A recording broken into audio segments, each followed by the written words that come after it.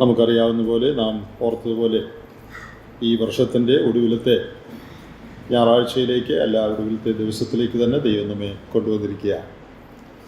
നമ്മുടെ ജീവിതത്തിൻ്റെ ഒരു കണക്കെടുപ്പ് നടത്തുന്ന സമയമാണ് സാധാരണ വർഷാവസാനം എന്ന് പറയുന്നത്. നമുക്കറിയാം, കമ്പനികളിലും ഫാക്ടറികളിലും തൊഴിൽ സ്ഥാപനങ്ങളിലും ബിസിനസ്സിലെല്ലാം അവരുടെ വർഷാവസാനമാണ് കണക്കെടുപ്പ് നടക്കുന്നത്. കഴിഞ്ഞ വർഷം എന്തെല്ലാം നേടി, എന്തെല്ലാം നഷ്ടപ്പെട്ടു, എന്തെല്ലാം പെശകുകൾ വരുത്തി, അത് എങ്ങനെ തിരുത്താം, ഇതെല്ലാം ചിന്തിക്കുന്ന സമയമാണ് വർഷാവസാനം എന്ന് പറയുന്നത്. അപ്പോൾ തൊഴിൽ മേഖലയിലായാലും വ്യക്തിപരമായ ജീവിതത്തിലായാലും ഒരു ഇവാലുവേഷൻ, കണക്കെടുപ്പ് നടത്തുന്ന ഒരു സമയമാണ് വർഷാവസാനം എന്ന് പറയുന്നത്.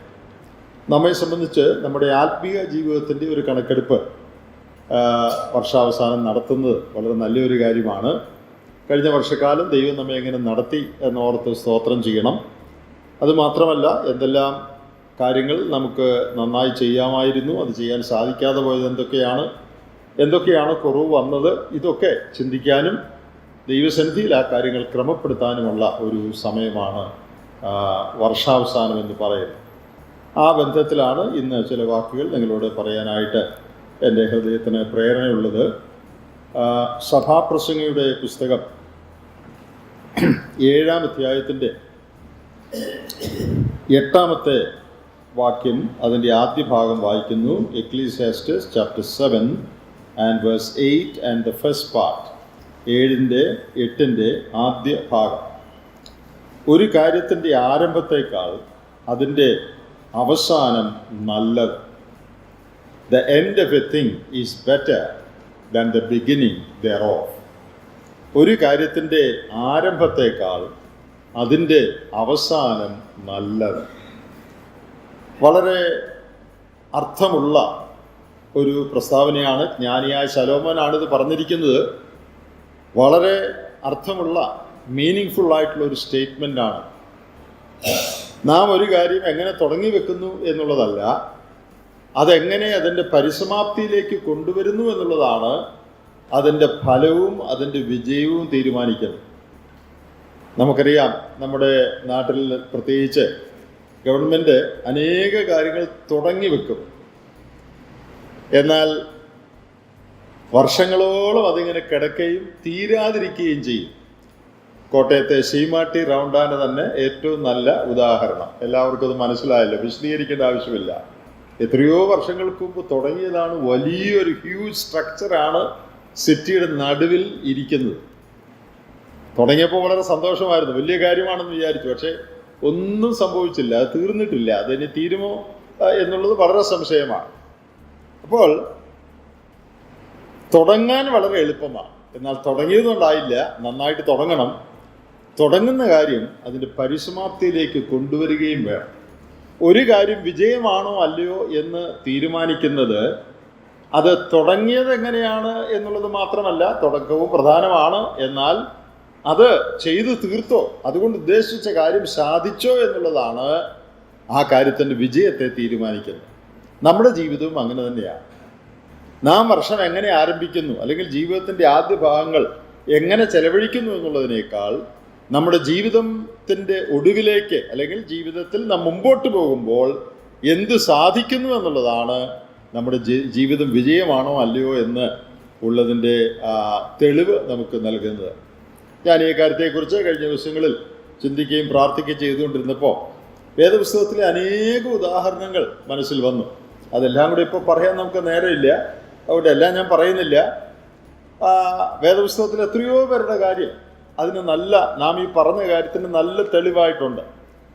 ഒരു ന്യായാധിപന്മാരുടെ പുസ്തകം 13-ാം അധ്യായത്തിൽ ശിംശോൻ വളരെ നല്ല നിലയിൽ തുടങ്ങിയതാണ്. നല്ലൊരു വീട്ടിൽ ദൈവദൂതൻ പ്രത്യേകം വന്ന് കൽപ്പിച്ച് ഒരു ശിശു ഉണ്ടായി, നാസിർ വ്രതം എടുത്ത് നല്ല നിലയിൽ തുടങ്ങിയതാണ്. ആ 13-ന്റെ ഒടുവിലത്തെ വാക്യം പറയുന്നത്, ദൈവത്തിൻ്റെ ആത്മാവ് അവനെ ഉദ്യമിപ്പിച്ചു തുടങ്ങി, അവനെ കൊണ്ടുള്ള ദൈവത്തിൻ്റെ വേല ദൈവം സ്റ്റാർട്ട് ചെയ്തു എന്നാണ് 13-ന്റെ ഒടുവിലത്തെ വാക്യം പറയുന്നത്. എന്നാൽ കുറച്ചങ്ങോട്ട് കഴിയുമ്പോൾ ഇടയ്ക്ക് എന്താണ് സംഭവിച്ചതെന്ന് എല്ലാവർക്കും അറിയാം. ശിംശോൻ എന്നുള്ള വാക്കിൻ്റെ അർത്ഥം ലിറ്റിൽ സൺ എന്നാണ്. ചെറിയ സൂര്യൻ എന്നാണ് ശിംശോൻ എന്നുള്ള വാക്കിൻ്റെ അർത്ഥം. ഫെലിസ്ത്യരുടെ ആധിപത്യത്തിന് കീഴിൽ അന്ധകാരം നിറഞ്ഞ ആ സമയത്ത് ഒരു വെളിച്ചമായിട്ട് ദൈവം ഉദിപ്പിച്ചതാണ് ശിംശോന്. പക്ഷേ ശിംശോന്റെ കഥ അവസാനിക്കുമ്പോൾ വെളിച്ചമെന്ന് പേരുള്ള, സൂര്യനെന്ന് പേരുള്ള ശിംശോൻ കണ്ണ് കാണാത്തവനായി, കണ്ണുപൊട്ടനായി, ഇരുട്ടിൽ അവസാനിക്കുന്ന ചരിത്രമാണ് നമ്മൾ വായിക്കുന്നത്. ആരംഭം നല്ലതായിരുന്നു, പക്ഷേ അവസാനം ശരിയായില്ല. എന്തുകൊണ്ടാണ് അവസാനം ശരിയാകുന്നത്? പല കാരണങ്ങളുണ്ട്. അതിൽ ഏറ്റവും പ്രധാനപ്പെട്ട ഒരു കാരണം, ജഡത്തിൻ്റെ ഇച്ഛയ്ക്ക് അവൻ അടിമപ്പെട്ടു. അതുകൊണ്ട് ആരംഭം നന്നായിരുന്നു, പക്ഷേ അവസാനം നന്നായില്ല. വേദപുസ്തകത്തിൽ എത്രയോ പേരുടെ ചരിത്രം അങ്ങനെയുണ്ട്. ശൗൽ രാജാവിൻ്റെ കാര്യം നമുക്കറിയാം. ശൗലിനെ ദൈവം രാജാവാക്കി അഭിഷേകം ചെയ്തു. അനേക നല്ല കാര്യങ്ങൾ ശൗലിനെ കുറിച്ച് പ്രാരംഭ ദശയിൽ പറയാനായിട്ടുണ്ട്. എന്നാൽ പിന്നീട് അവനെ ദൈവം രാജസ്ഥാനത്ത് നിന്ന് മാറ്റി. അവസാനം ശരിയായില്ല. എന്തുപറ്റി? അനുസരണക്കേട് കാണിച്ചു. ആ ചരിത്രമൊക്കെ എല്ലാവർക്കും അറിയാം, അതുകൊണ്ട് ഞാൻ വിശദീകരിക്കുന്നില്ല. അവിടെ ദൈവം ഒരു ഭാഗത്ത് പറയുന്നുണ്ട്, ഞാൻ നിന്റെ രാജ്യത്വം എന്നേക്കും സ്ഥിരമാക്കുമായിരുന്നു. I would have established your kingdom. പക്ഷേ ഇപ്പോൾ ഇനി ആക്കാൻ നിവൃത്തിയില്ല. നിന്നെക്കുറിച്ചുള്ള എൻ്റെ ആഗ്രഹം നല്ല നിലയിൽ നീ അവസാനിപ്പിക്കണമെന്നായിരുന്നു. ആരും നല്ല നിലയിൽ അവസാനിപ്പിക്കരുതെന്ന് ദൈവം ആഗ്രഹിക്കുന്നില്ല. ഇടയ്ക്ക് വെച്ച് കുഴപ്പത്തിൽ ചാടണമെന്ന് ആരെക്കുറിച്ച് ദൈവം ആഗ്രഹിക്കുന്നില്ല. ദൈവത്തിൻ്റെ ആഗ്രഹം തുടങ്ങുന്ന എല്ലാവരും നന്നായിട്ട് തീർക്കണമെന്നാ. നമ്മെ എല്ലാവരെയും കുറിച്ചുള്ള ദൈവത്തിൻ്റെ ആഗ്രഹം അതാ. എന്നാൽ ശൗലിനോട് പറഞ്ഞു, അതായിരുന്നു എൻ്റെ പരിപാടി, പക്ഷേ ഇനി നിന്റെ രാജ്യത്വം നിലനിൽക്കുകയില്ല. നിന്റെ രാജ്യത്വം എന്നേക്കും സ്ഥിരമാക്കുമായിരുന്നു, പക്ഷേ ആക്കാൻ നിവൃത്തിയില്ല. കാരണം ദൈവത്തിൻ്റെ കൽപ്പന നീ ലംഘിച്ചു. പത്രോസിനെ കുറിച്ച് നമുക്കറിയാം. നന്നായിട്ട് ആരംഭിച്ചു, നന്നായിട്ട് അവസാനിപ്പിച്ചു. പക്ഷെ അതിന് ഇടയ്ക്ക് ഒരു കുഴപ്പം പറ്റി പത്രോസിന്. അതും എല്ലാവർക്കും അറിയാവുന്ന കാര്യമാണ്. ഇടയ്ക്കൊരു പിന്മാറ്റം സംഭവിച്ചു. ഇടയ്ക്ക് പിന്മാറ്റം സംഭവിച്ചെങ്കിലും അതിദുഃഖത്തോടെ കരഞ്ഞ് ആ പിന്മാറ്റം ക്രമപ്പെടുത്തിയത് കൊണ്ട് യോഹന്നാൻ 21 കർത്താവ് പറയുന്ന പോലെ ആ വയസ്സനായ ശേഷം അവൻ കർത്താവിന് വേണ്ടി രക്തസാക്ഷിയായി മരിക്കുക എന്നുള്ള വലിയ പദവി അവന് ലഭിച്ചു. പത്രോസ് ഒരിക്കൽ പറഞ്ഞു, നിനക്ക് വേണ്ടി തടവിലാകുവാനും മരിക്കുവാനും ഞാൻ തയ്യാറാണ്. ഇവരെല്ലാവരും വിട്ടാലും ഞാൻ വിടുകയില്ല എന്നൊക്കെ പറഞ്ഞതാണ്. പക്ഷേ ജീവിതത്തിൻ്റെ മധ്യഭാഗത്ത്, തൻ്റെ ശുശ്രൂഷയുടെ മധ്യഭാഗത്ത് തനിക്ക് പരാജയം സംഭവിച്ചു. അതിൻ്റെ വിശദവിവരങ്ങളൊക്കെ നമുക്ക് എല്ലാവർക്കും അറിയാം. എന്നാൽ അവൻ അനുദപിച്ച് മടങ്ങി വരുവാൻ ദൈവം അവസരം കൊടുത്തു. അത് സംഭവിച്ചു. അതുകൊണ്ട് അവൻ തൻ്റെ ആ ഊർജത്തിൽ, താല്പര്യത്തിൽ പറഞ്ഞ ആ കാര്യം നിറവേറ്റുവാൻ ദൈവം ഇടയാക്കി. അവൻ എന്താ പറഞ്ഞേ? നിനക്ക് വേണ്ടി തടവിലാകുവാനും മരിക്കുവാനും ഞാൻ തയ്യാറാണ്. അത് ദൈവം കർത്താവ് മുഖവിലേക്കെടുത്തു. നാം ഐതിഹ്യങ്ങളിൽ നിന്ന്, വേദപുസ്തകത്തിൽ പറഞ്ഞിട്ടില്ലെങ്കിലും മറ്റു ഭാഗങ്ങളിൽ നിന്നൊക്കെ മനസ്സിലാക്കുന്നത്, കർത്താവിന് വേണ്ടി രക്തസാക്ഷിയായി തലകീഴായി മരിക്കാനുള്ള മഹാഭാഗ്യം ലഭിച്ചയാളാണ് പത്രോസ്. അപ്പോൾ ഇടയ്ക്ക് വെച്ച് കുഴപ്പം സംഭവിച്ചെങ്കിലും ആ കുഴപ്പം ക്രമപ്പെടുത്താൻ സാധിക്കും. അത് ക്രമപ്പെടുത്തിയാൽ ആ അന്ത്യം നല്ലതായിരിക്കും. അങ്ങനെയുള്ള അനേക ചരിത്രങ്ങൾ വേദപുസ്തകത്തിലുണ്ട്. അതെല്ലാം ചിന്തിച്ചാൽ നല്ലതാണ്. അവരുടെ എല്ലാം ജീവിതത്തിൽ എന്താണ് സംഭവിച്ചത്, എന്തുകൊണ്ടാണ് നന്നായി അവസാനിപ്പിക്കാൻ കഴിയാഞ്ഞത് എന്നുള്ളത് ഒന്ന് പഠിച്ചാൽ നമ്മുടെ ജീവിതത്തിന് അത് പ്രയോജനകരമാണ്. ഇന്ന് രണ്ടുപേരുടെ കാര്യം മാത്രം ഇന്ന് നിങ്ങളെ ഈ പറഞ്ഞ വിഷയത്തിലൊന്ന് ഓർപ്പിക്കാനായിട്ട് ഞാൻ ആഗ്രഹിക്കുന്നു. അത് പഴയ നിയമത്തിലെ യോസേപ്പിൻ്റെയും പുതിയ നിയമത്തിലെ പൗലോസിൻ്റെയും കാര്യമാണ്. അവരുടെ ആരംഭം, അവരുടെ അവസാനം. ഈ രണ്ടുപേരെ കുറിച്ച് നമുക്ക് അറിയാവുന്ന ഒരു കാര്യമുണ്ട്, നല്ല പരിചയമുള്ള ആളുകളാണ്. യോസേപ്പിൻ്റെ ആരംഭം, അല്ലെങ്കിൽ യോസേപ്പിൻ്റെ ജീവിതത്തിലെ ആദ്യ ഘട്ടമെന്ന് പറയുന്നത് എത്രയോ വൈഷമ്യമേറിയ ഒരു ഘട്ടമായി. ബാലനായിരുന്ന അവനെ സഹോദരന്മാർ വെറുക്കുകയും കൊല്ലാനായിട്ട് തുടങ്ങുകയും പൊട്ടക്കിണറ്റിലിടുകയും അവൻ മിസ്രയീമിൽ ചെന്നെത്തുകയും അവൻ അറിഞ്ഞിട്ട് പോലുമില്ലാത്ത ഒരു കുറ്റത്തിന് അവനെ ജയിലിൽ അടയ്ക്കുകയും അവനെ തെറ്റിദ്ധരിക്കുകയും കൊള്ളരുതാത്തവനായി, വഷളനായി അവനെ അറിയാവുന്ന എല്ലാവരും എണ്ണുകയും അങ്ങനെ തടവിലാക്കപ്പെടുകയും ചെയ്ത ഒരുവനാണ് യോസേപ്പ്. ആരംഭം വളരെ മോശമാണ്. ഇത്രയും കഷ്ടത്തിൽ കൂടെ കടന്നുപോയ ഇന്നസെന്റ് ആയിട്ടുള്ള, നിഷ്കളങ്കനായിട്ടുള്ള, തെറ്റ് ചെയ്യാത്ത ഒരാൾ വേദപുസ്തകത്തിൽ ഉണ്ടോ എന്ന് സംശയമാണ്. വലിയ കഷ്ടത്തിൽ കൂടെ അവൻ കടന്നുപോയി, അടിമയായി വിൽക്കപ്പെട്ടു. എന്നാൽ അവൻ്റെ അവസാനം നമുക്ക് എല്ലാവർക്കും അറിയാം.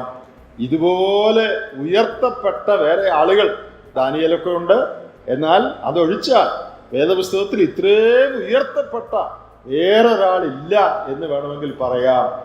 ഏറ്റവും ഉയർന്ന സ്ഥാനത്ത് ദൈവം അവനെ കൊണ്ടെത്തിച്ചു. പൗലോസിന്റെ കാര്യം നമുക്കറിയാം. വളരെ കുഴപ്പം പിടിച്ചവനായിട്ടാണ് പൗലോസിനെ നമ്മൾ തുടക്കത്തിൽ കാണുന്നത്.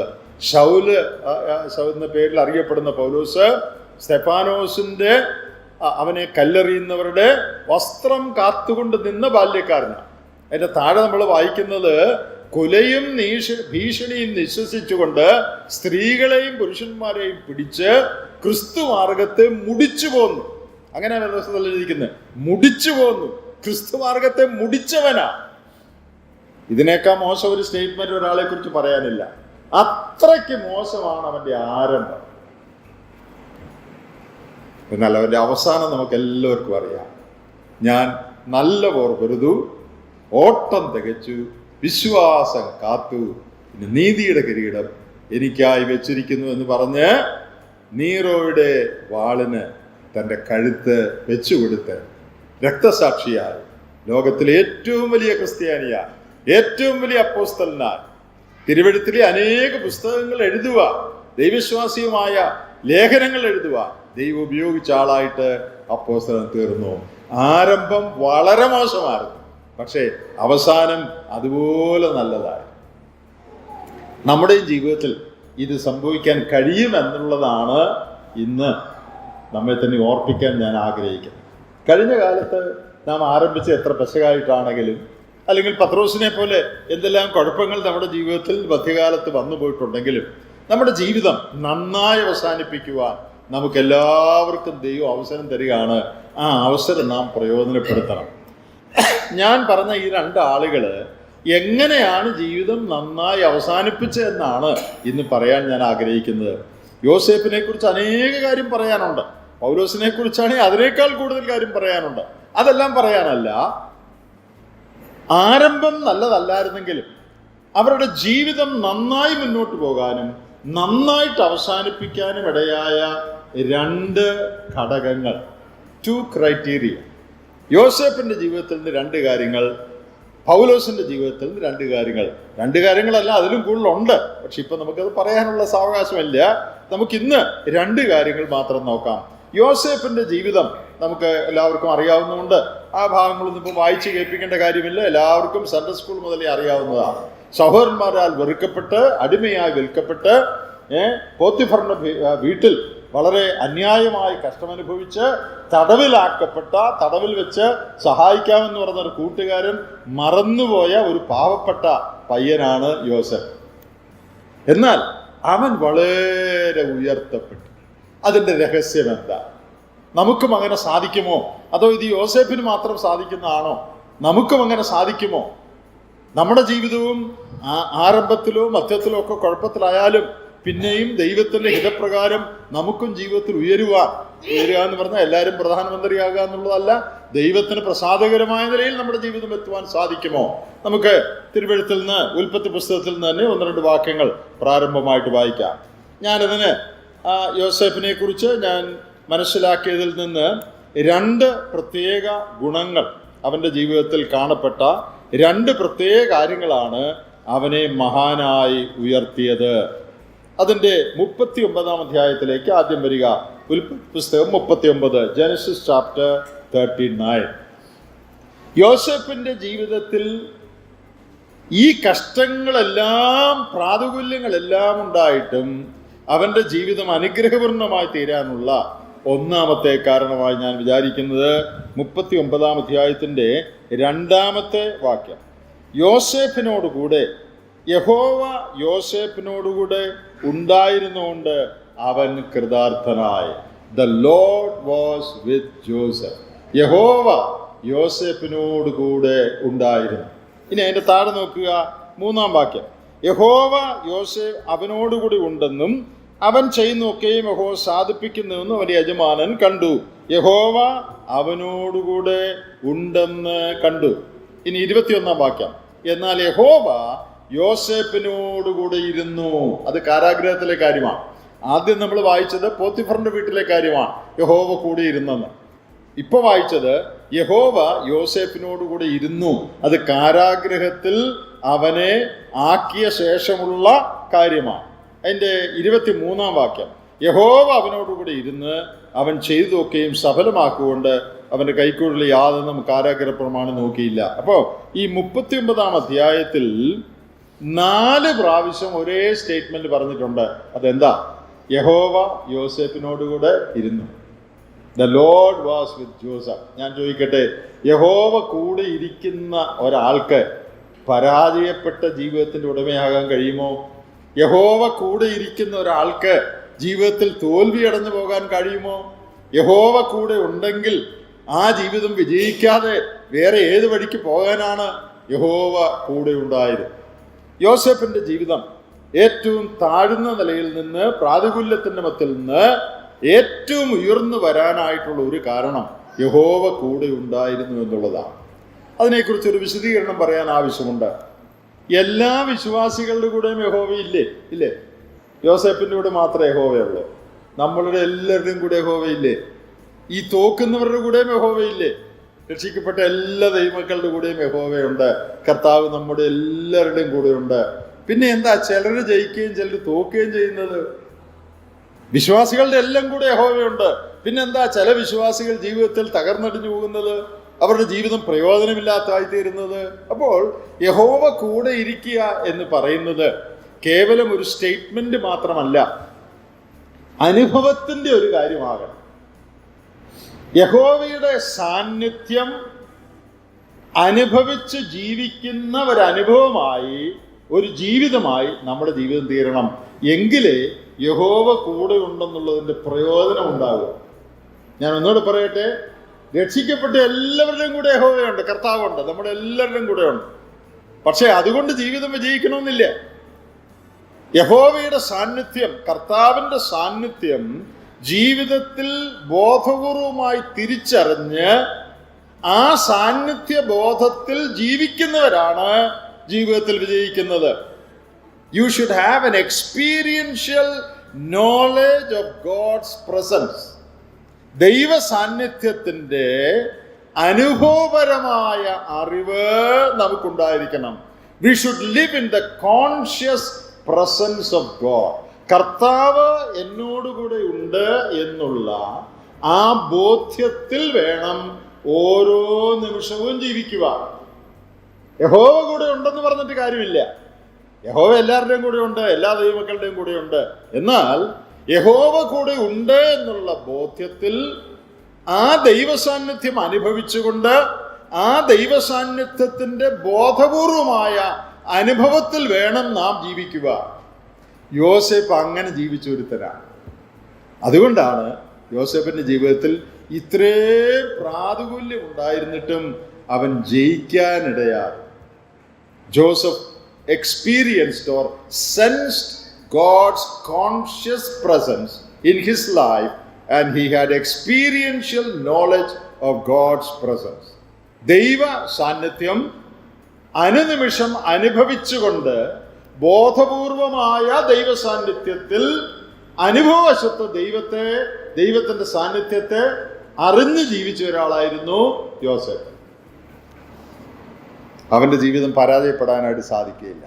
യഹോവ കൂടെ ഉണ്ടായിരുന്നുകൊണ്ട് നമ്മൾ വായിക്കുന്നത് അവൻ കൃതാർത്ഥനായെന്നാണ്. ഞാൻ അതിൻ്റെ 2-ാം വാക്യം ഞാൻ അതിശയിച്ചിട്ടുണ്ട് ഈ വാക്യത്തിൽ.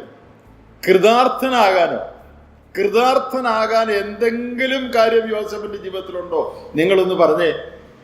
യോസേപ്പ് അടിമയായിട്ട് പോത്തിഫറിന്റെ വീട്ടിൽ വേലയ്ക്ക് നിൽക്കുക. അവൻ കൃതാർത്ഥനായിരുന്നു. ഇവിടെ സകല ആനുകൂല്യം ഉണ്ടായിട്ട് നമ്മൾ കൃതാർത്ഥരല്ലേ? എല്ലാ ആനുകൂല്യം ഉണ്ടായിട്ടും കാശുണ്ട്, മക്കളുണ്ട്, വീടുണ്ട്, കാറുണ്ട്, എന്നാലും കൃതാർത്ഥരല്ല മനുഷ്യര്. പിന്നെയും പരാതിയാ. എന്നാൽ ഇവിടെ കൃതാർത്ഥനാകാൻ മാനുഷികമായി ഒറ്റ കാരണം പോലും യോസേപ്പിനില്ല. അപ്പനും അമ്മയും കൂടെ ഉണ്ടോ? ഇല്ല. സഹോദരന്മാർ കൂടെ ഉണ്ടോ? ഇല്ല. കൂടെ ഇല്ലെന്ന് മാത്രമല്ല, അവർ കൊല്ലാൻ പരിപാടി ഇട്ടിരിക്കുകയാണ്. എന്നെ ഇപ്പോ ആരാണവൻ? ഇപ്പൊ അവൻ അടിമയാ. സ്വന്തം ദേശത്തു നിന്ന് വേറൊരു ദേശത്ത്, ആരും അറിഞ്ഞുകൂടാത്തൊരു സ്ഥലത്ത് അവനെ കാശിന് വിറ്റിരിക്കുകയാണ് അടിമയായിട്ട്. അങ്ങനെ പോത്തിഫറിന്റെ വീട്ടിൽ ജോലി ചെയ്യുക. അവിടെ അവൻ കൃതാർത്ഥനായിരുന്നു. അവിടെ എങ്ങനെയാ കൃതാർത്ഥനാകുന്നത്? കൃതാർത്ഥനാകാൻ എന്തുകൊണ്ട്? കൃതാർത്ഥനാകാൻ ഒറ്റ കാര്യമേ ഉള്ളൂ. അതെന്താ? ദൈവത്തിന്റെ സാന്നിധ്യം. അപ്പനില്ല, അമ്മയില്ല, വീട്ടുകാരില്ല, ബന്ധുക്കളില്ല, ആനുകൂല്യമില്ല, സ്വതന്ത്രനല്ല, വേലക്കാരനാണ്. കൃതാർത്ഥനാകാൻ ഒരു കാരണവുമില്ല. എന്നാൽ ഇതിനെല്ലാം കോമ്പൻസേറ്റ് ചെയ്തുകൊണ്ട്, വെട്ടിച്ചുകൊണ്ട് കൃതാർത്ഥനാകാൻ ഒരു കാര്യം അവനുണ്ടായിരുന്നു: ദൈവത്തിന്റെ സാന്നിധ്യത്തിന്റെ ബോധം. അവൻ കൃതാർത്ഥനാണ്. എന്തൊരു അത്ഭുതകരമായ പ്രസ്താവനയാണ് എൻ്റെ സഹോദരന്മാരെ. നമ്മുടെ ജീവിതത്തിൽ ദൈവ സാന്നിധ്യം ഓരോ ദിവസവും അനുഭവിച്ചുകൊണ്ട് നാം ജീവിച്ച നമ്മുടെ ജീവിതം ഏത് പരിസ്ഥിതിയിലും കൃതാർത്ഥിയുള്ളതായിരിക്കും എന്ന് മാത്രമല്ല, എൻ്റെ താഴെ ഒക്കെ വായിച്ചാൽ ഒത്തിരി കാര്യം പറയാനുണ്ട്, അതിലേക്ക് ഇപ്പോൾ പോകുന്നില്ല. അവൻ ചെയ്യുന്നതൊക്കെ സാധിച്ചു. അവൻ്റെ ജീവിതത്തിൽ അവൻ കാരാഗ്രഹത്തിൽ അവനെ ഇട്ടപ്പോൾ അവൻ കാരാഗ്രഹത്തിൽ വിഷണ്ണനായിരിക്കുന്ന വേറൊരാളോട് ചോദിക്കുക. 7:40 നിനക്കെന്താ ഒരു ദുഃഖം? ആരാ ചോദിക്കുന്നേ? ദുഃഖിക്കാൻ സകല കാരണമുള്ള യോസേപ്പ് ദുഃഖിച്ചിരിക്കുന്ന ഒരു കൂട്ടുകാരനെ കണ്ടിട്ട് ചോദിക്കുക, എന്താണ് നിന്റെ പ്രയാസം? നിന്റെ മുഖത്തൊരു സന്തോഷമില്ലല്ലോ. ആരാ ചോദിക്കുന്നേ? യോസേപ്പ് ആ തടവറയുടെ ഒരു മൂലയ്ക്ക് താടിക്ക് കയ്യും കൊടുത്ത് തലയെ കയ്യും വെച്ചിരിക്കേണ്ടിയതാ. എൻ്റെ പൊന്നെ, ഞാൻ അറിഞ്ഞ കാര്യം പോലും അല്ല. ഈ സ്ത്രീ എന്തോ ഒരു ദുഷ്ടയായ സ്ത്രീയാ. എന്നെ ഈ കാരാഗ്രഹത്തിൽ അടച്ചു, ഞാൻ ഒരു തെറ്റും ചെയ്തതല്ല എന്ന് പറഞ്ഞ് യോസേപ്പ് കാരാഗ്രഹത്തിന്റെ മൂലയിൽ കരഞ്ഞുകൊണ്ടിരിക്കേണ്ടവനാണ്. പക്ഷെ യോസേപ്പ് എന്താ ചെയ്യുന്നത്? തടവിലുള്ള ബാക്കിയുള്ള എല്ലാവരും നോക്കുക, ആർക്കാ സങ്കടം, ആർക്കാ ബുദ്ധിമുട്ട്, എന്നിട്ട് സങ്കടക്കാരനെ കണ്ട് ചോദിക്കുക, നിനക്കെന്താടാ ഒരു സന്തോഷമില്ലാത്ത? നീ എന്താടാ ഒരു സങ്കടപ്പെട്ടിരിക്കുന്നത്? നോക്കണേ, യഹോവയുടെ സാന്നിധ്യം അനുഭവിക്കുന്നവൻ്റെ നന്മ. ഞാനത് കൂടുതൽ വിശദീകരിക്കുന്നില്ല. എൻ്റെയും നിങ്ങളുടെയും ജീവിതത്തിൽ അനുദിനം ദൈവ സാന്നിധ്യ ബോധത്തിൽ നാം ജീവിക്കണം. ദൈവ സാന്നിധ്യത്തിൻ്റെ അനുഭവം ഞായറാഴ്ച മാത്രമല്ല, രാവിലെയും വൈകിട്ടും കുറച്ചു നേരമല്ല ദൈവ സാന്നിധ്യത്തിൻ്റെ അനുഭവം. നാം ദൈവവചനം വായിക്കുകയും ധ്യാനിക്കുകയും ദൈവത്തെ ആരാധിക്കുകയും പ്രാർത്ഥിക്കുകയും മാത്രമല്ല, നമ്മുടെ ജീവിതത്തിൽ നാം തൊഴിൽ കാര്യങ്ങൾ ഏർപ്പെടും. കോളേജിലായിരിക്കും, വഴിയാത്രയിലായിരിക്കും, കച്ചവടത്തിലായിരിക്കും, വീട്ടുകാരി നോക്കുകയായിരിക്കും. അപ്പോഴെല്ലാം ദൈവത്തിന്റെ സാന്നിധ്യത്തിന്റെ ബോധത്തിൽ വേണം നാം ജീവിക്കുക. Practising the presence of God. ദൈവ സാന്നിധ്യം, ദൈവവുമായിട്ടൊരു ഹോട്ട് ലൈൻ, ഒരു നേരിട്ടുള്ള ഒരു ബന്ധമുള്ള ഒരു സംസർഗം നമുക്കുണ്ടായിരിക്കണം. ആ ദൈവത്തിൻ്റെ സാന്നിധ്യത്തിൽ നാം ജീവിച്ചാൽ ഏത് പരിതസ്ഥിതിയെയും പ്രതികൂല സാഹചര്യത്തെയും അത് അനുകൂലമാക്കി മാറ്റും. അവൻ ഏറ്റവും ഉയർന്നു വരാനുള്ള ഒരു കാരണം അവൻ ദൈവ സാന്നിധ്യ ബോധത്തിൽ ജീവിച്ചു എന്നുള്ളതാണ്. രണ്ടാമത് ഒരു കാര്യം ഈ 39-ാം അധ്യായത്തിൽ തന്നെ ഉണ്ട്. അതിൻ്റെ 9-ാമത്തെ വാക്യത്തിൽ പോത്തിഫറിന്റെ ഭാര്യയെ പാപം ചെയ്യാനായിട്ട് പ്രേരിപ്പിച്ചപ്പോൾ അവൻ പറഞ്ഞ ഒരു വാചകത്തിൽ അതുണ്ട്. 39-ന്റെ ഒടുവിലത്തെ 39-9 അതിൻ്റെ ഒടുവിൽ 39 verse 9 and the last part. ഞാൻ ഈ മഹാദോഷം പ്രവർത്തിച്ച് ദൈവത്തോട് പാപം ചെയ്യുന്നത് എങ്ങനെ എന്ന് പറഞ്ഞു. അവിടെ ഞാൻ പറയുന്ന ഈ രണ്ട് കാര്യവും ആ വാചകത്തിലുണ്ട്. ഒന്ന്, ദൈവ സാന്നിധ്യ ബോധം അവിടെ ഉണ്ടായിരുന്നു. നമുക്കറിയാം, ആ മുറിയിൽ, ആ വീട്ടിൽ ആ സമയത്ത് ആരുമില്ല, CCTV ക്യാമറയും ഇല്ല, അവൻ്റെ വീട്ടുകാരില്ല, നാട്ടുകാരില്ല, അപ്പനില്ല, അമ്മയില്ല, സഹോദരങ്ങളില്ല, അവനെ പരിചയമുള്ളവരില്ല, ആ വീട്ടിൽ ആരുമില്ല, ആരുടെയും സാന്നിധ്യമില്ല. യോസേഫ് എന്താ പറഞ്ഞേ? അയ്യോ, ഈ തെറ്റ് ചെയ്താൽ നിന്റെ ഭർത്താവ് പറഞ്ഞ് എന്നെ കൊന്നുകളയും കേട്ടോ എന്നാണ് പറഞ്ഞേ? അല്ല. എന്നെ ജോലിയിൽ നിന്ന് പിരിച്ചുവിടുമെന്നാണ് പറഞ്ഞേ? അല്ല. യോസേഫ് പാപം ചെയ്യാതിരിക്കാനുള്ള കാരണം യോസേഫ് പറഞ്ഞത് ദൈവത്തിൻ്റെ സാന്നിധ്യം ഈ മുറിയിലുണ്ട്. അപ്പോൾ അവൻ ദൈവ സാന്നിധ്യം കോൺഷ്യസ് ആയിട്ട് ബോധപൂർവം അനുഭവിക്കുന്നവനായിരുന്നു എന്നുള്ളതിന് ഇതിനേക്കാൾ വലിയൊരു തെളിവ് നമുക്ക് വേണ്ട. യോസേപ്പ് പാപം ചെയ്യാതിരിക്കാനുള്ള കാരണം ദൈവ സാന്നിധ്യ ബോധമാ. ഈ വീട്ടിൽ വേറെ ആരുമില്ല, ശരിയാ, പക്ഷേ ദൈവത്തിന്റെ സാന്നിധ്യത്തിന്റെ ബോധം ഈ വീട്ടിലുണ്ട്, ഈ മുറിയിലുണ്ട്. പിന്നെ രണ്ടാമതൊരു കാര്യം കൂടെ ആ വാക്യം നമ്മെ പഠിപ്പിക്കുന്നത്, ദൈവത്തോട് പാപം ചെയ്യുന്നത് എങ്ങനെ? അവൻ ദൈവത്തെ ഭയപ്പെട്ടിരുന്ന ഒരുവനാണ്. He was a man who feared God. പ്രതികൂല പരിതസ്ഥിതിയിൽ നിന്ന് ഉന്നതമായ സ്ഥാനത്തേക്ക് അവൻ ഉയരാൻ അവൻ്റെ ജീവിതത്തിലെ 2 രഹസ്യങ്ങൾ ഇതാണെന്ന് ഞാൻ വിചാരിക്കുന്നു. 1, ദൈവ സാന്നിധ്യ ബോധം. 2, ദൈവഭയം. യോസേപ്പ് ദൈവത്തെ ഭയപ്പെട്ടിരുന്നു. മനുഷ്യനെ ഭയപ്പെട്ടല്ല പാപം ചെയ്യാതിരുന്നു. പോത്തിഫറിനെ ഭയപ്പെട്ടല്ല ഭാര്യയോട് അപമര്യാദയായി പെരുമാറാതിരുന്നു. സാക്ഷ്യം പോകുമല്ലോ എന്ന് വിചാരിച്ചല്ല, നാട്ടുകാരറിഞ്ഞാൽ മോശമാണെന്ന് വിചാരിച്ചല്ല. ഒറ്റ കാരണമേ ഉള്ളായിരുന്നു അവന് പാപം ചെയ്യാതിരിക്കാൻ. ഞാൻ ദൈവത്തോട് പാപം ചെയ്യുന്നത് എങ്ങനെ? ഞാൻ ദൈവത്തെ ഭയപ്പെടുന്നു. നിന്റെ ഭർത്താവിനെ പേടിച്ചല്ല, മനുഷ്യനെ പേടിച്ചല്ല, ഞാൻ ദൈവത്തെ ഭയപ്പെടുന്നു. പ്രിയപ്പെട്ടവരെ, ദൈവത്തെ ഭയപ്പെടുന്ന ഒരു മനുഷ്യൻ തൻ്റെ ജീവിതത്തിൻ്റെ എല്ലാ മേഖലകളെയും വിശുദ്ധമായി സൂക്ഷിക്കും. ദൈവത്തെ ഭയപ്പെടാതെ മനുഷ്യരെ ഭയപ്പെട്ട് നന്നായി ജീവിക്കുന്ന ഒരുത്തൻ പുതുപ്പള്ളിയിലായിരിക്കുമ്പോൾ നല്ല ജീവിതമായിരിക്കും. എന്നാൽ അവനെ വിശ്വാസികളുമില്ല, നാട്ടുകാരുമില്ല, വീട്ടുകാരും ഇല്ലാത്തവരടുത്ത് കൊണ്ട് വിട്ടാൽ അവൻ്റെ ജീവിതം മാറും. എന്താ കാര്യം? അവിടെ പുതുപ്പള്ളിക്കാരുമില്ല, സഭയുമില്ല, വിശ്വാസികളുമില്ല, തെറ്റ് ചെയ്താൽ അറിയാൻ ആരുമില്ല. അങ്ങനെയുള്ളിടത്ത് കൊണ്ടുവിട്ടാൽ അവൻ്റെ ജീവിതം വേറെ ആയിരിക്കും. എന്നാൽ ദൈവത്തെ ഭയപ്പെടുന്ന ഒരുവനാണെങ്കിൽ ലോകത്തിലെ ഏത് മൂലയിൽ കൊണ്ടിട്ടാലും പുതുപ്പള്ളി സഭയിൽ എങ്ങനെ ജീവിക്കുമോ അങ്ങനെ തന്നെ അവരവിടെയും ജീവിക്കും. എന്താ കാര്യം? ദൈവം അവിടെ ഉണ്ട്. സങ്കീർത്തനം പറഞ്ഞ പോലെ, നിന്നെ ഒളിച്ച് ഞാൻ എവിടേക്ക് പോകും? ഭൂമിയുടെ അറ്റത്ത് എന്ന് പാർത്താൽ അവിടെയും നിന്റെ കണ്ണെന്നെ കാണും. ദൈവത്തെ ഭയപ്പെടുന്ന ഒരു മനുഷ്യന് സ്ഥലവ്യത്യാസമില്ല, അവന് സാഹചര്യ വ്യത്യാസമില്ല. എവിടെയായാലും അവൻ നേരോടെ ജീവിക്കും. നമ്മുടെ ജീവിതത്തിൽ ദൈവ സാന്നിധ്യ ബോധം എല്ലാ ദിവസവും പ്രാക്ടീസ് ചെയ്യും. ദൈവം എന്നെ കാണുന്നു, അറിയുന്നു, ദൈവത്തോട് ചേർന്നാണ് ഞാൻ എൻ്റെ ഓരോ ചുവടും വെക്കുന്നതെന്നുള്ള ബോധ്യത്തിൽ ജീവിക്കുകയും മാത്രമല്ല, ദൈവത്തെ ഭയപ്പെട്ട് ദൈവമുൻപിൽ ഞാൻ നടക്കുന്നു എന്നുള്ള ബോധ്യത്തിൽ ജീവിക്കുകയും ചെയ്താൽ നിന്റെ ആരംഭം എത്ര പ്രതികൂലമായിരുന്നാലും, നിന്റെ ജീവിതത്തിൽ എന്തെല്ലാം ബുദ്ധിമുട്ടുകൾ വന്നാലും നിന്റെ അവസാനം നല്ലതായിരിക്കും. കാരണം ദൈവം നിന്നെ ഉയർത്തും. യോസേപ്പിനെ ഉയർത്തുമെന്ന് വായിച്ച് കേൾപ്പിക്കണ്ടല്ലോ, എല്ലാവർക്കും അറിയാം. ഫറവോൻ പറയാണ്, സിംഹാസനം കൊണ്ടല്ലാതെ വേറൊന്നുകൊണ്ടും ഞാൻ നിന്നേക്കാൾ ഉയർന്നിരിക്കുന്നത് ഈ കസേര കൊണ്ട് മാത്രമാണ്. ബാക്കി എല്ലാറ്റിൻ്റെ അധിപൻ നീയായിരിക്കും. എന്തോ ഒരു അത്ഭുതകരമായി കാരാഗ്രഹത്തിൽ കിടന്ന ഈ തടവുകാരനെ ദൈവം ഉയർത്തി. യോസേപ്പ് തന്നെത്താൻ ഉയർത്തിയാൽ ഇതൊക്കെ ഇല്ല, നാട്ടുകാർ വിചാരിച്ചാൽ ഇതൊക്കെ ഇല്ല. ദൈവം ഉയർത്തിയാലേ ഇങ്ങനെ ഉയരാനൊക്കെ ഉള്ളൂ. നമ്മുടെ ജീവിതത്തിലും ഈ 2 കാര്യം നമുക്ക് പ്രാക്ടീസ് ചെയ്യാം. ദൈവ സാന്നിധ്യ ബോധം, മാത്രമല്ല ദൈവഭയം. പൗലോസിന്റെ ജീവിതത്തിലേക്ക് പെട്ടെന്ന് വരട്ടെ. പൗലോസിന്റെ പ്രാരംഭകാലമൊക്കെ എല്ലാവർക്കും അറിയാം. ഞാനതിനെക്കുറിച്ച് മുമ്പേ പറഞ്ഞു.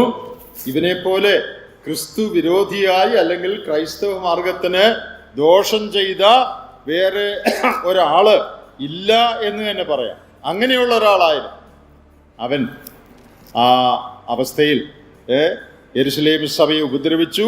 പിന്നെ സ്ത്രീകളെയും വീട് തോറും ചെന്ന് പുരുഷന്മാരെയും സ്ത്രീകളെയും പിടിച്ചഴച്ച് തടവിലേൽപ്പിച്ച് സഭയെ മുടിച്ചു പോന്നു. അതിന് വിശദീകരിക്കണ്ടല്ലോ. കൊലയും ഭീഷണിയും നിശ്വസിച്ചുകൊണ്ട്, ശ്വസിക്കുന്നത് തന്നെ കുല ഭീഷണി എന്നാണ്. അതാണ് അവന്റെ ശ്വാസോച്ഛ്വാസം. കുല ഭീഷണി, കുല ഭീഷണി, ഇതാണ് ശൗലിന്റെ ശ്വാസോച്ഛ്വാസം. അങ്ങനെ ജീവിച്ച മനുഷ്യനാണ്. അവനെയാണ് മുമ്പേ പറഞ്ഞ പോലെ ക്രൈസ്തവ സഭയുടെ ഏറ്റവും വലിയ അപ്പോസ്തലനായിട്ട് ദൈവം ഉയർത്തിയത്. അവന്റെ ജീവിതത്തിൽ നിന്ന് 2 കാര്യങ്ങൾ പെട്ടെന്ന് ഓർപ്പിക്കാൻ ആഗ്രഹിക്കുന്നു. പ്രവൃത്തികളുടെ പുസ്തകം 26-ാം അധ്യായത്തിന്റെ 19-ാമത്തെ വാക്യത്തിൽ താൻ തന്നെ പറയുന്ന ഒരു കാര്യമുണ്ട്. തൻ്റെ സാക്ഷ്യമായിട്ട് തന്നെ താൻ പറയുകയാണ്. ആക്ട്സ് 26:19. അവിടെ അഗ്രിപ്പ രാജാവിനോട് പറയുമ്പോൾ പല കാര്യം പറഞ്ഞിട്ടുണ്ട്. അതിൽ ഒരു കാര്യം മാത്രം ഞാൻ എടുത്തു പറയുകയാണ്. അതുകൊണ്ട് അഗ്രിപ്പ രാജാവേ, ഞാൻ സ്വർഗീയ ദർശനത്തിന് അനുസരണക്കേട് കാണിച്ചില്ല. I was not disobedient to the heavenly vision or heavenly light. എനിക്ക് ലഭിച്ച ദർശനം, എനിക്ക് ലഭിച്ച വെളിച്ചം, അത് ഞാൻ അനുസരിച്ചു. പൗലോസിനെ ദൈവം ഉയർത്താനുള്ള ഒരു കാരണം നമുക്കറിയാം. പ്രവൃത്തികളുടെ പുസ്തകം ആദ്യ ഭാഗത്ത് ആ വെളിച്ചം അവൻ്റെ ചുറ്റും മിന്നിയ കാര്യമുണ്ട്. അവന് വെളിച്ചം ലഭിച്ച കാര്യം പറഞ്ഞിട്ടുണ്ട്. അന്ന് ദമസ്കോസിന്റെ പടിവാതിക്കൽ വെച്ച് അവന് ലഭിച്ച വെളിച്ചം, പിന്നീട് പടിപടിയായി ദൈവം അവന് കൊടുത്ത വെളിച്ചം, ആ വെളിച്ചത്തോട് അവൻ പൂർണ്ണ അനുസരണം കാണിച്ചു. ദൈവം അവനെ ഉയർത്തി. നമ്മുടെ ജീവിതത്തിൽ ഇതിൻ്റെ പാഠം പഠിക്കാനുണ്ട്. ശൗലിനെ പോലെയുള്ള അക്ഷരപ്രകാരമുള്ളൊരു വെളിച്ചമൊന്നും നമ്മൾ കണ്ടിട്ടില്ല. എന്നാൽ നമ്മുടെ എല്ലാവരുടെയും ജീവിതത്തിൽ ദൈവം നമ്മുടെ ആത്മീയ കണ്ണുകളെ തുറന്നു. ഏതോ ഒരു ദിവസം, ഏതോ ഒരു സാഹചര്യത്തിൽ രക്ഷിക്കപ്പെട്ട എല്ലാവരുടെയും ആത്മീയ കണ്ണുകളെ ദൈവം തുറന്നു. ദൈവത്തിന് സ്തോത്രം. കണ്ണ് തുറന്നെന്ന് മാത്രമല്ല, അന്ന് മുതൽ അവൻ നമുക്ക് ആത്മീയ വെളിച്ചം തരാൻ തുടങ്ങി. He began to give a spiritual light. ദൈവത്തിൻ്റെ വചനം വായിക്കുമ്പോൾ നമുക്ക് ആത്മീയ വെളിച്ചം ലഭിക്കുന്നു. നമ്മുടെ വീടുകളിൽ ദൈവഭക്തിയിൽ നമ്മെ വളർത്തുമ്പോൾ നമുക്ക് ആത്മീയ വെളിച്ചം ലഭിക്കുന്നു. സഭയിൽ ആഴ്ചയിൽ ഒന്നിലധികമോ പ്രാവശ്യം ദൈവവചനം കേൾക്കുമ്പോൾ ദൈവം നമുക്ക് വെളിച്ചം തരിക. ദൈവം അതാത് സമയത്ത് നമുക്ക് തരുന്ന വെളിച്ചത്തോട് നാം അനുസരണം കാണിച്ചാൽ കൂടുതൽ വെളിച്ചം അവൻ നമുക്ക് തരും. ഇത് വളരെ പ്രധാനപ്പെട്ട ഒരു കാര്യമാണ്. The more you obey the light that you already have, the more light God will give you. ദൈവം നമുക്ക് തരുന്ന വെളിച്ചത്തോട് നാം അനുസരണം കാണിച്ചാൽ കൂടുതൽ വെളിച്ചം ദൈവം നമുക്ക് തരും. അപ്പൊ കൂടുതൽ വെളിച്ചം പലർക്കും കിട്ടാത്ത എന്തുകൊണ്ടാണെന്നറിയാം? അനേകർക്ക് അവരുടെ ആത്മീയ ജീവിതത്തിൽ കൂടുതൽ വെളിച്ചം കിട്ടുന്നില്ല. രക്ഷിക്കപ്പെട്ടപ്പോൾ ഉണ്ടായിരുന്ന വെളിച്ചം ഇപ്പോഴും ഉള്ളൂ. പണത്തെക്കുറിച്ച് അന്നുണ്ടായിരുന്ന ധാരണയെ ഇന്നും ഉള്ളൂ. വിശുദ്ധ ജീവിതത്തെക്കുറിച്ച് അന്നുണ്ടായിരുന്ന ധാരണയെ ഇന്നും ഉള്ളൂ. വിജയ ജീവിതത്തെക്കുറിച്ച് അന്നുണ്ടായിരുന്ന ധാരണയെ ഇന്നും ഉള്ളൂ. കൂടുതൽ വെളിച്ചമൊന്നുമില്ല, കൂടുതൽ വിജയമില്ല, കൂടുതൽ സന്തോഷമില്ല. ജീവിതം കൂടുതൽ അർത്ഥപൂർണമായി തീരുന്നില്ല. എന്തുകൊണ്ടാണെന്നറിയാമോ? കിട്ടിയ വെളിച്ചം അനുസരിച്ചില്ല. കിട്ടിയ വെളിച്ചം അനുസരിച്ചില്ലെങ്കിൽ കൂടുതൽ വെളിച്ചം കിട്ടുക. നമുക്കറിയാം, നമ്മൾ രാത്രി ഇവിടുന്ന് കോട്ടയം ടൗണിലോട്ട് പോകണമെന്ന് വിചാരിക്കുക. നമ്മുടെ കാർ എടുത്ത് ഈ വാതിക്കൽ നമ്മൾ ലൈറ്റ് ഇട്ടാൽ എവിടം വരെ കാണും? ഒരു ഫർലോങ് കാണും വെട്ടം, അല്ലേ? അല്ലാതെ കോട്ടയം വരെ വെട്ടം കാണും ഇല്ല. ഒരു ഫർലോങ്. അവിടെ ചെല്ലുമ്പോൾ പിന്നെ കാന്നിരുത്തുമൂട് കവല വരെ വെട്ടം കാണും. അവിടുന്ന് വലത്തോട്ട് തിരിയുമ്പോൾ കുറച്ചുകൂടെ വെട്ടം കാണും. പിന്നെ കുറച്ചുകൂടെ ചെല്ലുമ്പോൾ കുറച്ചുകൂടെ വെട്ടം കിട്ടും. എന്ന് പറഞ്ഞാൽ നാം മുമ്പോട്ട് പോകുന്ന അനുസരിച്ചാണ് വഴി മനസ്സിലാകുന്നത്. അല്ലാതെ ഇവിടുന്ന് കോട്ടയം വരെയുള്ള വഴി കണ്ടിട്ടല്ല യാത്ര പുറപ്പെടുന്നത്. ഇരുട്ടാ. ഇവിടുന്ന് കോട്ടയം വരെയുള്ള വഴി കാണുഎന്താ? ഒരു ഫർലോങ് കണ്ടാൽ മതി. അവിടെ നിന്റെ വണ്ടി എത്തുമ്പോൾ, ആ വെളിച്ചത്തിൽ നീ എത്തുമ്പോൾ ബാക്കിയുള്ള വെളിച്ചം നിനക്ക് കിട്ടും. ഇത് ആത്മീയ ജീവിതത്തിലും ശരിയാണ്. കഴിഞ്ഞ കാലങ്ങളിൽ എന്തെല്ലാം കാര്യങ്ങൾ ദൈവവചന ശുശ്രൂഷയിൽ കൂടെ ദൈവം നമ്മോട് പറഞ്ഞിട്ടുണ്ട്. നമ്മുടെ സഭയിൽ തന്നെ അല്ലെങ്കിൽ മറ്റിടങ്ങളിലൊക്കെ നിങ്ങൾ പ്രസംഗം കേൾക്കുകയും വേദപുസ്തകം വായിക്കുകയൊക്കെ ചെയ്തപ്പോൾ എന്തെല്ലാം കാര്യങ്ങളുടെ മേൽ ദൈവം നമുക്ക് വെളിച്ചം തന്നിട്ടുണ്ട്. പണത്തോടുള്ള ബന്ധത്തിൽ, ജീവിത വിശുദ്ധിയോടുള്ള ബന്ധത്തിൽ, അന്യോന്യ ബന്ധങ്ങളോടുള്ള ബന്ധത്തിൽ, അന്യോന്യം ക്ഷമിക്കുന്നതിനോടുള്ള ബന്ധത്തിൽ, സ്നേഹിക്കുന്നതിനോടുള്ള ബന്ധത്തിൽ, കൊടുക്കുന്നതിനോടുള്ള ബന്ധത്തിൽ എന്തെല്ലാം വെളിച്ചം ദൈവം നമുക്ക് തന്നിട്ടുണ്ട്.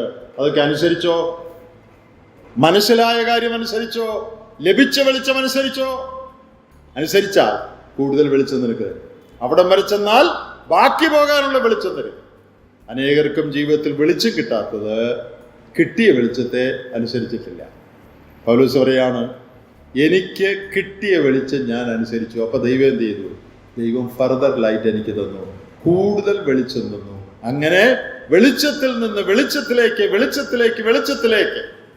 ശലോമോൻ സദൃശവാക്യത്തിൽ പറയുന്നുണ്ട്, നീതിമാന്റെ പാത നട്ടുച്ച വരെ അധികം ശോഭിച്ചു വരുന്ന സൂര്യന്റെ വെട്ടം പോലെയാണ്. രാവിലെ സൂര്യൻ ഉദിക്കുമ്പോൾ അല്പം വെട്ടേ ഉള്ളൂ. സമയം കഴിയുമ്പോൾ ആ വെട്ടം കൂടി ഉച്ചയ്ക്ക് 1 മണിയാകുമ്പോൾ നട്ടുച്ചയ്ക്കുള്ള സൂര്യ വെളിച്ചം. അതുപോലെയാണ് നീതിമാന്റെ പാത. നമ്മുടെ ജീവിതം അതുപോലെയാണോ? നമുക്ക് പണ്ടുണ്ടായിരുന്ന വെളിച്ചമേ ഇന്നുള്ളൂ. വർഷങ്ങൾ കഴിയുന്നു, നാളുകൾ കഴിയുന്നു. നാളുകളും വർഷങ്ങളും കഴിയുമ്പോൾ കൂടുതൽ ആത്മീയ വെളിച്ചം നമുക്ക് കിട്ടുന്നുണ്ടോ? കൂടുതൽ ആത്മീയ സന്തോഷം നമുക്ക് കിട്ടുന്നുണ്ടോ? കൂടുതൽ ജയം പാപത്തിന്റെ മേൽ നമുക്കുണ്ടോ? കർത്താവിന്റെ സ്വഭാവത്തോട് കൂടുതൽ അനുരൂപരായി നമ്മൾ തീരുന്നുണ്ടോ? അതാ വെളിച്ചത്തിന്റെ ഫലം, വെളിച്ചത്തെ അനുസരിക്കുന്നതിന്റെ ഫലം. പ്രിയപ്പെട്ടവരെ, ദൈവം നമ്മെ സഹായിക്കട്ടെ. ഒരു ദൈവദാസനൊരിക്കൽ തന്റെ സാക്ഷ്യം പറഞ്ഞു തന്റെ ജീവിതത്തിൽ ഒരു പ്രത്യേക കാര്യത്തിന് വേണ്ടി താൻ പ്രാർത്ഥിച്ചുകൊണ്ടിരുന്നു. ആ കാര്യത്തിൽ എന്താ ചെയ്യേണ്ടതെന്നൊരു വെളിച്ചം വേണം. പക്ഷെ അദ്ദേഹം സ്നാനപ്പെട്ടിരുന്നില്ല. രക്ഷിക്കപ്പെട്ടു, ആ ഭക്തിയോടെ ജീവിക്കുക. അപ്പൊ ദൈവം തന്നോട് പറഞ്ഞായിട്ട് താൻ തന്നെ പറഞ്ഞു, ഒരു കാര്യം ചെയ്യേ, ഈ കാര്യം ഞാൻ നിന്നോട് പിന്നെ പറയാം. ഞാൻ ഒരു കാര്യം നിന്നോട് നേരത്തെ പറഞ്ഞാൽ രക്ഷിക്കപ്പെട്ട് കഴിഞ്ഞപ്പോൾ എന്തായിരുന്നു? നീ സ്നാനപ്പെടണം. അത് നീ ഇതുവരെ അനുസരിച്ചിട്ടില്ല. എന്നിട്ടിപ്പോ കല്യാണക്കാരോ വേറെ ഏതോ അതിനിപ്പോ നിനക്ക് വെളിച്ചം വേണം. ദൈവം പറഞ്ഞ ആദ്യം പറഞ്ഞ അനുസരിക്ക്, അപ്പൊ പിന്നെ പറ്റേണ്ട വെളിച്ചം തരാം. അദ്ദേഹം തന്നെ അനുഭവ സാക്ഷ്യത്തിലൊരു ദൈവദാസൻ പറഞ്ഞ. പ്രിയപ്പെട്ടവരെ, നമ്മുടെ കാര്യത്തിലും അത് ശരിയാണ്. രണ്ടാമത്, പൗലോസിന്റെ ജീവിതം ഉയരത്തിലേക്ക് പോകാനുള്ള വേറൊരു കാര്യം, അത് പൗലോസ് തന്നെ പറയുന്നതാണ്. 23-ാം അധ്യായത്തിന്റെ 1-ാമത്തെ വാക്യം, പൗലോസിന്റെ ജീവിതത്തിലേക്ക് വെളിച്ചം വീശുന്ന രണ്ടാമത്തെ കാര്യം. പൗലോസ് ന്യായാധിപ സംഘത്തെ ഉറ്റുനോക്കി, സഹോദരന്മാരെ, ഞാൻ ഇന്നേ ദിവസത്തോളം കേവലം നല്ല മനസാക്ഷിയോടും കൂടെ ദൈവത്തിന്റെ മുമ്പാകെ നടന്നിരിക്കുന്നു എന്ന് പറഞ്ഞു. നല്ല മനസാക്ഷിയോടുകൂടെ നടന്നിരിക്കുന്നു. 26-ാം അധ്യായത്തിലേക്ക് വരിക. ഈ പുസ്തകത്തിന്റെ 24-ാം അധ്യായം, ആക്ട്സ് 24, അതിൻ്റെ 16-ാം വാക്യം. അതുകൊണ്ട് എനിക്ക് ദൈവത്തോടും മനുഷ്യരോടും കുറ്റമില്ലാത്ത മനസാക്ഷി എല്ലായ്പ്പോഴും ഉണ്ടായിരിക്കാൻ ഞാൻ ശ്രമിക്കുന്നു. I strive to maintain a conscience void of offense to God and man. മനുഷ്യരോടും ദൈവത്തോടും കുറ്റമില്ലാത്ത മനസാക്ഷി എല്ലായ്പ്പോഴും ഉണ്ടായിരിക്കാൻ ശ്രമിക്കുന്നു. ജോൺ മക്കാർതർ എന്ന വേദപണ്ഡിതൻ പൗലോസിന്റെ ഈ കാര്യത്തെക്കുറിച്ച് പറഞ്ഞിരിക്കുന്ന ഒരു സ്റ്റേറ്റ്മെന്റ് ഒരിക്കൽ ഞാൻ വായിച്ചു. അദ്ദേഹം പറഞ്ഞിരിക്കുന്ന അതിൻ്റെ ഒരു അർത്ഥം, തെറ്റെന്ന് തനിക്കറിയാവുന്ന അൺകൺഫസ്ഡ് ആൻഡ് അൺസെറ്റിൽഡ് ആയിട്ടുള്ള ഒരു കാര്യവും പൗലോസിന്റെ ജീവിതത്തിൽ പൗലോസ് വെച്ച് പൊറുപ്പിച്ചിരുന്നില്ല. അതാണ് അതിൻ്റെ ആശയമെന്ന് ജോൺ മക്കാർതറോടടുത്ത് പറഞ്ഞിട്ടുണ്ട്. എന്ന് പറഞ്ഞാൽ, നല്ല മനസാക്ഷി എന്ന് പറഞ്ഞാൽ ആൾ പെർഫെക്റ്റ് ആണെന്നല്ല അർത്ഥം. മനുഷ്യരാരും പെർഫെക്റ്റ് അല്ല. പൗലോസ് പരിപൂർണനായിരുന്നു എന്നല്ല അതിൻ്റെ അർത്ഥം. എന്നാൽ തനിക്ക് കാര്യങ്ങൾ മനസ്സിലായിടത്തോളം, തനിക്ക് വെളിച്ചം ലഭിച്ചിടത്തോളം, തെറ്റും ശരിയും തനിക്ക് മനസ്സിലായ ഇടങ്ങളിൽ തെറ്റാണെന്ന് തനിക്കറിയാവുന്ന ബോധപൂർവമായ ഒരു പാപത്തെയും തൻ്റെ ജീവിതത്തിൽ താൻ താലോലിച്ചിരുന്നില്ല. പ്രിയപ്പെട്ടവരെ, കൂടുതൽ വെളിച്ചം വേണമെങ്കിൽ, ആത്മീയമായി വളരണമെങ്കിൽ നാം ശുദ്ധമുള്ള മനസാക്ഷി സൂക്ഷിക്കണം. എന്ന് പറഞ്ഞാൽ, തെറ്റും ശരിയും നമുക്ക് മനസ്സിലായിട്ടുള്ള കാര്യങ്ങളിൽ ദൈവമുൻപാകെ നമുക്കൊരു ബോധമുണ്ടല്ലോ, നമ്മുടെ ഉള്ളിൽ പരിശുദ്ധാത്മാവുണ്ടല്ലോ. ആ പരിശുദ്ധാത്മാവ് നമുക്ക് നൽകുന്ന ബോധം, ആ ബോധം അനുസരിച്ച് നേരെന്നറിയാവുന്ന കാര്യങ്ങൾ ചെയ്തുകൊണ്ട് വേണം ജീവിക്കാൻ. തെറ്റെന്ന് നമുക്ക് മനസ്സിലായിട്ടുള്ള കാര്യങ്ങൾ ഏറ്റുപറഞ്ഞ് ഉപേക്ഷിച്ച് കുറ്റമില്ലാത്ത മനസാക്ഷി നമുക്കുണ്ടായിരിക്കണം. കുറ്റമില്ലാത്ത മനസാക്ഷി ഉള്ളതുകൊണ്ട് ഞാൻ പരിപൂർണനാണെന്ന് അർത്ഥം വരുന്നില്ല. ഇന്ന് എനിക്ക് മനസ്സിലാകാത്ത ചില കാര്യം 5 മാസം 6 മാസം കഴിഞ്ഞ് ഒരു പ്രസംഗം കേൾക്കുമ്പോഴായിരിക്കും എനിക്ക് മനസ്സിലാകുന്ന, അയ്യോ അത് തെറ്റായിരുന്നല്ലോ എന്ന്. ഇന്ന് എനിക്കത് അറിയാൻ പാടില്ല. അപ്പൊ കുറ്റമറ്റ മനസാക്ഷി എന്ന് പറയുന്നത് ഇന്ന് എനിക്കുള്ള വെളിച്ചമനുസരിച്ച് എൻ്റെ ജീവിതത്തിൽ ഏറ്റുപറഞ്ഞ് ഉപേക്ഷിക്കേണ്ട, ക്രമപ്പെടുത്തേണ്ട കാര്യങ്ങൾ ക്രമപ്പെടുത്തി ഞാൻ ജീവിക്കുന്നു. അങ്ങനെ ജീവിച്ചാൽ ദൈവം എന്നെ ഉയർത്തും. പൗലോസിനെ ഉയർത്തി. ക്രിസ്ത്യാനിയെ മുടിച്ചു നടന്നൊരുത്തൻ ക്രിസ്തുവിന് വേണ്ടി തല വെച്ചു കൊടുക്കാൻ തയ്യാറായി 2 തിമോത്തിയോസ് 4-ാം അധ്യായത്തിലിരിക്കുകയാണ്. ഞാൻ നല്ല പോർ പൊരുതു, ഓട്ടം തികച്ച് വിശ്വാസം കാത്തു. ഒരു കാര്യത്തിൻ്റെ അവസാനം അതിൻ്റെ ആരംഭത്തേക്കാൾ നല്ലത്. സങ്കീർത്തനക്കാരൻ പറഞ്ഞിട്ടുണ്ട്, സന്ധിയിങ്കൽ കരച്ചിൽ വന്ന് രാവാർക്കും, ഉഷസ്സിൽ ആനന്ദഘോഷം വരുന്നു. നിന്റെ സന്ധിയിൽ, നിന്റെ ജീവിതത്തിന്റെ സന്ധിയിൽ കരച്ചിലുണ്ടായിരുന്നു കാണും. പക്ഷേ ഈ പ്രമാണങ്ങൾ നീ പാലിച്ച നിന്റെ ജീവിതത്തിൽ ഒരു ഉഷസ്സുണ്ടാകും. ആ ഉഷസ്സിൽ നിനക്ക് ആനന്ദഘോഷം വരും. വരുന്ന ദിവസങ്ങളിൽ ഈ പ്രമാണം പാലിപ്പാൻ നമ്മെ സഹായിക്കട്ടെ. കഴിഞ്ഞ കാലത്ത് സംഭവിച്ച കുറവുകൾ ഏറ്റുപറഞ്ഞ് ഉപേക്ഷിക്കാം. നമ്മുടെ ജീവിതത്തിന്റെ അന്ത്യം പിൽക്കാലം ഏറ്റവും അനുഗ്രഹമാകണമെങ്കിൽ ആദ്യകാലത്ത് കുഴപ്പമൊക്കെ പറ്റിക്കാണും, സാരമില്ല. ഈ 2 പ്രമാണങ്ങൾ ജീവിതത്തിൽ പാലിച്ച ദൈവസാന്നിധ്യ ബോധം, അതുപോലെ തന്നെ ദൈവഭയം. പൗലോസിന്റെ ജീവിതത്തിൽ നമ്മൾ പറഞ്ഞത് ലഭിച്ച വെളിച്ചത്തെ അനുസരിക്കുക, ശുദ്ധമുള്ള മനസ്സാക്ഷി സൂക്ഷിക്കുക. ഈ രണ്ടാളുകളും അങ്ങനെ ചെയ്തു. അതുകൊണ്ട് താഴ്ന്ന അവസ്ഥയിൽ നിന്ന്, നെഗറ്റീവായിട്ടുള്ള കോണ്ടെക്സ്റ്റിൽ നിന്ന് ഏറ്റവും ഉയർന്ന അവസ്ഥയിൽ ദൈവം ഉയർത്തി. ദൈവം നമ്മെ ഈ വചനങ്ങളാൽ സഹായിക്കും.